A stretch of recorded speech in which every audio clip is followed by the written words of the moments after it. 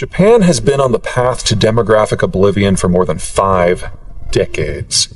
Extreme urbanization has been the norm since World War II, and there simply isn't enough space in Tokyo's omnipresent condos to easily raise families, much less families of size.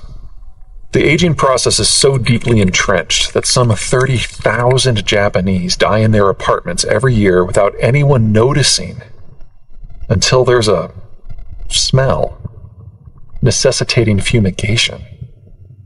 Japan passed the point of no return in its demographic structure back in the 1990s. But rather than crawl into a hole and die, the Japanese government and corporate world have long since branched out in ways that reflect the country's underlying demographic weaknesses and strengths. Japanese firms realize their local demographics are wretched, but they also realize that building products en masse at home requires young workers that they no longer have, and that dumping said products on other markets is often considered as somewhat rude. So the Japanese have opted for something new: de-sourcing. Japanese firms have relocated much of their industrial productive capacity to other countries, where they use more abundant local workers to produce the goods that are then sold into those same local markets. Then some of the income from those sales flows back to Japan to sustain the ever-aging Japanese population. Design and technical and very high-end manufacturing work, the sort of work done by high-skilled, older workers, is kept in Japan, but almost the entirety of the rest of the manufacturing supply chain is located on the other side of national borders. In essence, the Japanese read the writing on the wall in the 1980s. They saw how their American security guarantor resented product dumping and started a multi-decade effort to instead manufacture goods within their target markets. In particular, this concept of build where you sell has become Toyota's new corporate mantra. This new industrial model has enabled Japan to age with a degree of grace, but there are a couple of glaring problems. First, Japan's economy is stalled. In inflation-adjusted terms, the Japanese economy was smaller in 2019 than it was in 1995. Part and parcel of not being able to build and sell with and to your own population is that you need to move some goalposts. Even outsized economic success in a post-growth world just doesn't have much, growth. Second, it is exceedingly unlikely that Japan's path is replicable. After all, the Japanese experience of 1980 to 2019 is in many ways unique. Japan's transformation to a post-growth system occurred under ironclad American security cover. Tokyo never had to fear for its own physical protection at home. Contemporary America's disinterest indicates such cover will not be available for most countries.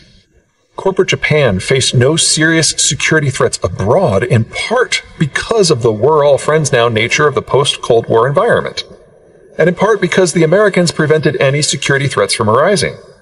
The American departure from the world means that most countries, most trade routes, will be bereft of the sort of ironclad protection the Japanese evolved under. Japan's transformation occurred when its firms had access to global consumer markets, most notably the American market. Aging demographics aside, the American political system has turned sharply insular, and America simply is not going to be keeping the world open for trade. America certainly won't keep the world open for dumping products on the American consumer market. Japan was wildly wealthy at the beginning of its transition. In per capita terms, Japan became as wealthy as America in the late 1980s. All that industrial plant the Japanese built abroad had to be paid for, and the Japanese had to pay for it themselves. But they could pay for it themselves because while their demographics were turning, they had not turned yet. When the Japanese started desourcing in the 1990s, they still had roughly 20 years of a functional workforce to draw upon. Today, there are precious few countries who can lay claim to such a positive starting point in terms of wealth, and none have a tax base or worker capacity that will last more than a decade. Japan's population is the world's most homogeneous. with more than 98% of the population being purely, ethnically Japanese. That unity enabled social and economic transformations that would have triggered mass upheaval in more diverse populations. Japan is eminently defensible. Japan is an archipelago that has never been successfully invaded. Even the Americans were so daunted by the task of conquering the home islands that they opted to nuke Hiroshima and Nagasaki to force surrender, rather than sending the Marines into the grinder. Point being, Japan's defensive needs in a world without American overwatch are manageable, and the Japanese Navy is right-sized to the task of home defense. Finally, as with everything demographic, Japan had in spades the most critical asset: time. Economic transformation doesn't happen overnight. From the point that the old Japanese economic model broke in the 1989 stock and property market crashes, Japan had 3 decades to transition to what has become its new normal. There are precious few countries who boast the skilled labor and capital to attempt desourcing like the Japanese model. Denmark, the Netherlands, the United Kingdom, Singapore, South Korea, and Taiwan come to mind. The European states on the list might be able to look after their own security with limited American help, or perhaps a partnership with a more demographically stable France.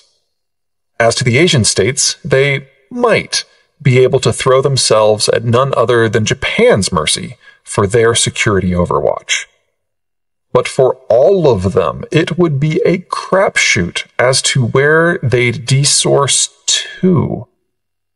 To a degree, the Western Europeans who formed the original core of the European Union have tried this strategy with Central Europeans whom they admitted to the Union in the 2000s.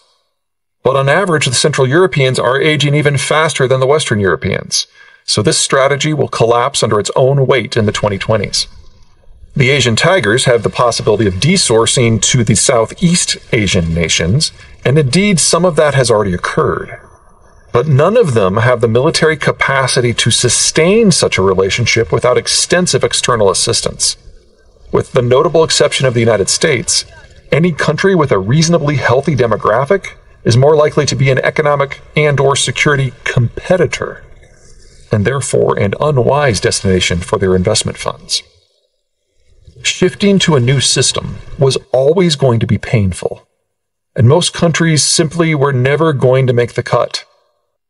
But then, suddenly, tragically, horribly,